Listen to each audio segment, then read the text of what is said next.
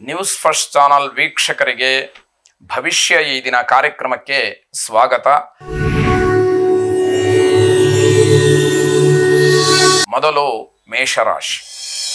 ಮೇಷರಾಶಿಯವರಿಗೆ ನ್ಯಾಯಾಲಯದಲ್ಲಿ ಯಾವುದಾದ್ರೂ ದಾವೆಗಳನ್ನು ಹೂಡಿದ್ರೆ ಅಥವಾ ಕಾನೂನಾತ್ಮಕವಾದಂತಹ ಯಾವುದಾದ್ರೂ ಹೋರಾಟಗಳಿದ್ರೆ ಅದರಲ್ಲಿ ಜಯವಾಗತ್ತೇನೋ ಅನ್ನುವಂತಹ ಭರವಸೆಗಳು, ಅನ್ನುವಂತಹ ಒಂದು ಜಯದ ಸಂಕೇತ ಸೂಕ್ಷ್ಮವಾಗಿ ನಿಮಗೆ ಸಿಕ್ಕುವಂತಹದ್ದು ಅಥವಾ ಕಾಣುವಂಥದ್ದಾಗತ್ತೆ. ಭಾವನಾತ್ಮಕವಾದಂತಹ ನಿರ್ಧಾರಗಳಿಂದ ಸ್ವಲ್ಪ ವ್ಯಥೆಯಾಗತ್ತೆ. ಯಾರನ್ನೋ ನಂಬ್ತೀರಿ, ಆ ವ್ಯಕ್ತಿಯೇ ಸರ್ವಶ್ರೇಷ್ಠ ಅಂತ ಹೇಳಿ ನೀವು ನಂಬಿಕೊಂಡಿರ್ತೀರಿ. ಆ ವ್ಯಕ್ತಿಗೆ ನಿಮ್ಮ ಬಗ್ಗೆ ಒಳ್ಳೆಯ ಅಭಿಪ್ರಾಯ ಇಲ್ಲ ಅಂತ ಆದಾಗ, ಅದು ನಿಮಗೆ ತಿಳಿದಾಗ ಬಹಳ ನೋವಾಗುವಂಥದ್ದಿದೆ. ಹೊಟ್ಟೆ ನೋವಿಗೆ ಸಂಬಂಧಪಟ್ಟ ಹಾಗೆ ಸಮಸ್ಯೆಯನ್ನು ಅನುಭವಿಸಬೇಕಾಗತ್ತೆ. ವೈಯಕ್ತಿಕವಾದಂತಹ ವಿಚಾರದಲ್ಲಿ ಬೇಸರ, ಸಂಗತಿ ಎನ್ನುವಂಥದ್ದನ್ನು ನೋಡ್ತೀರಿ. ಮಹಾವಿಷ್ಣುವನ್ನು ವಿಶೇಷವಾಗಿ ಪ್ರಾರ್ಥನೆಯನ್ನು ಮಾಡಿ ಶುಭವಾಗಿ. ವೃಷಭ ರಾಶಿ. ಬೇರೆಯವರನ್ನ ಸಂಪೂರ್ಣವಾಗಿ ಅವಲಂಬಿಸಕ್ಕೆ ಹೋಗಬೇಡಿ. ಯಾವೊಂದು ಸಣ್ಣ ಪುಟ್ಟ ಕೆಲಸಕ್ಕೂ ಕೂಡ ಬೇರೆಯವರು ಇಲ್ಲದೇ ಇದ್ರೆ ಆಗೋದೇ ಇಲ್ಲ ಅನ್ನುವಂತಹ ಒಂದು ಮನಸ್ಥಿತಿ ಇದ್ದರೆ ನಿಮಗೆ ಸ್ವಲ್ಪ ತೊಂದರೆಯಾಗತಕ್ಕಂಥದ್ದು. ದೂರದೂರಿನಿಂದ ಅಥವಾ ವಿದೇಶದಿಂದ ಸಿಹಿ ಸುದ್ದಿಯನ್ನು ಕೇಳ್ತೀರಿ. ಅದು ಮನಸ್ಸಿಗೆ ಸ್ವಲ್ಪ ಸಂತೋಷವನ್ನು ಅಥವಾ ಉತ್ಸಾಹವನ್ನು ಹೆಚ್ಚು ಮಾಡ್ತಕ್ಕಂಥದ್ದಾಗತ್ತೆ. ಕೃಷಿ ಕೆಲಸ ಅಥವಾ ಜಮೀನಿಗೆ ಸಂಬಂಧಪಟ್ಟ ಹಾಗೆ ಸ್ವಲ್ಪ ಕೆಲಸಗಳು ಕಷ್ಟವಾಗುತ್ತೆ. ಅಲ್ಲಿ ಕಷ್ಟಪಡ್ತಕ್ಕಂಥವ್ರಿಗೆ ನಷ್ಟವೂ ಕೂಡ ಆಗ್ತಕ್ಕಂಥದ್ದಿದೆ. ಯೋಚನೆ ಮಾಡಿದಂತಹ ಕೆಲವು ಕೆಲಸಗಳು ಪೂರ್ಣ ಆಗದಲೇ ಬೇಸರವಾಗುತ್ತೆ. ಯಾವುದೋ ಒಂದು ಪ್ಲಾನ್ ಮಾಡ್ಕೊಂಡಿರ್ತೀರಿ, ಈ ಕೆಲಸ ಇವತ್ತು ಆಗ್ಬಿಡ್ಬೇಕು ಅಂತ, ಆದರೆ ಅದೃಷ್ಟ ಚೆನ್ನಾಗಿಲ್ಲ, ಗ್ರಹಗತಿ ಚೆನ್ನಾಗಿಲ್ಲ ಅಂತಾದಾಗ ಆ ಕೆಲಸಕ್ಕೆ ವಿರುದ್ಧವಾದಂತಹ ಫಲವೋ ಅಥವಾ ವಾತಾವರಣವೋ ಸೃಷ್ಟಿಯಾಗುತ್ತೆ. ಆ ಕೆಲಸ ಪೂರ್ಣ ಆಗೋದಿಲ್ಲ. ಸಾಲ ಪಡೆದಂತಹ ವ್ಯಕ್ತಿಗಳು ತಿರುಗಿ ಬೀಳ್ತಕ್ಕಂತಹ ಸಾಧ್ಯತೆ. ಏನೋ ಅವರ ಕಷ್ಟ ಅಂತ ಹೇಳಿ ನಿಮ್ಮ ಹತ್ರ ಬಂದು ಸಾಲ ಕೇಳಿರ್ತಾರೆ, ಹಣ ಕೇಳಿರ್ತಾರೆ. ಯಾವುದೋ ಒಂದು ಮನುಷ್ಯತ್ವದ ದೃಷ್ಟಿಯಿಂದ ಹಣವನ್ನು ಕೊಟ್ಟಿರ್ತೀರಿ. ಕೆಲವರು ವ್ಯವಹಾರದ ದೃಷ್ಟಿಯಿಂದಲೂ ಕೊಟ್ಟಿರಬಹುದು ಲಾಭವನ್ನು ಪಡ್ಕೊಳ್ಳೋದಕ್ಕೆ.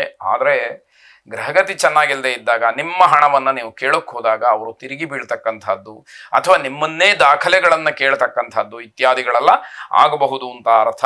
ಮಹಾಗಣಪತಿಯನ್ನು ವಿಶೇಷವಾಗಿ ಪ್ರಾರ್ಥನೆ ಮಾಡಿ ಮಹಾಗಣಪತಿಗೆ ಬಿಳಿ ಎಕ್ಕದ ಹೂವನ್ನು ಸಮರ್ಪಣೆ ಮಾಡಿ ಶುಭವಾಗಿ. ಮಿಥುನ ರಾಶಿ. ವೃತ್ತಿ ಜೀವನದಲ್ಲಿ ಸ್ವಲ್ಪ ಮಟ್ಟಿಗೆ ಸಮಸ್ಯೆ ಆಗುವಂತಹ ದಿವಸ ಇದು. ಹಾಗಾಗಿ ವೃತ್ತಿಯಲ್ಲಿ ಏನೆಲ್ಲ ಬದಲಾವಣೆಗಳನ್ನು ಮಾಡಿಕೊಳ್ಬೇಕು ಅನ್ನುವಂಥದ್ದನ್ನು ಗಮನಿಸ್ಕೊಳ್ಳಿ. ಯಾವುದೇ ವಿಚಾರಕ್ಕೂ ಕೂಡ ಹಣ ಹೂಡಿಕೆಯನ್ನು ಈ ದಿವಸ ಮಾಡಬೇಡಿ. ಅಂದರೆ ಹಣವನ್ನು ಹೂಡಿಕೆ ಮಾಡಿ ಅಥವಾ ಒಂದಷ್ಟು ಹಣವನ್ನು ಖರ್ಚು ಮಾಡಿ ಆಗತಕ್ಕಂತಹ ಕೆಲಸಗಳೇನಿದೆ ಅದರಿಂದ ನಷ್ಟದ ಸೂಚನೆ ಇದೆ. ಹಾಗಾಗಿ ಅದರಿಂದ ಶುಭ ಫಲ ಇಲ್ಲ ಅನ್ನುವಂಥದ್ದನ್ನು ತಿಳಿಬೇಕಾಗತ್ತೆ. ಪಾಲುಗಾರಿಕೆ ಮತ್ತು ಬಡ್ಡಿ ವ್ಯವಹಾರ ಇತ್ಯಾದಿಗಳನ್ನು ಮಾಡ್ತಕ್ಕಂಥವ್ರಿಗೆ ಲಾಭ ಇರುವಂಥದ್ದು. ಆ ವ್ಯವಹಾರಗಳನ್ನು ಮಾಡೋದು ಲಾಭಕ್ಕೋಸ್ಕರನೇ ಅಂತ ಆದರೂ ಕೂಡ ಈ ದಿವಸ ಅದರಿಂದ ಯಾವುದೇ ತೊಂದರೆಗಳಾಗಲಿ ಅಥವಾ ಅದಕ್ಕೆ ಸಂಬಂಧಪಟ್ಟಂತಹ ಹಿನ್ನಡೆಯಾಗಲಿ ಇಲ್ಲದೇ ಇರತಕ್ಕಂಥದ್ದು.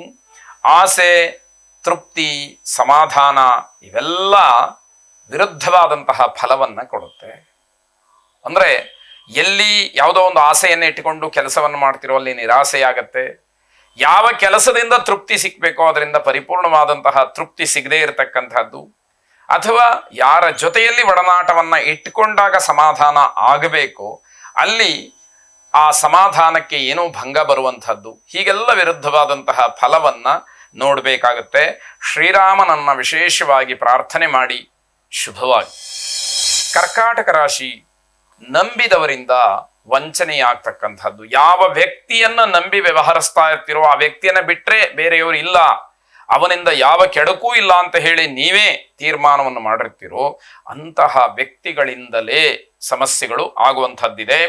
ಸಿಹಿ ಸುದ್ದಿಯನ್ನ ಕೇಳ್ತೀರಿ, ಆದರೆ ಮನಸ್ಸಿಗೆ ಸಮಾಧಾನ ಇಲ್ಲ.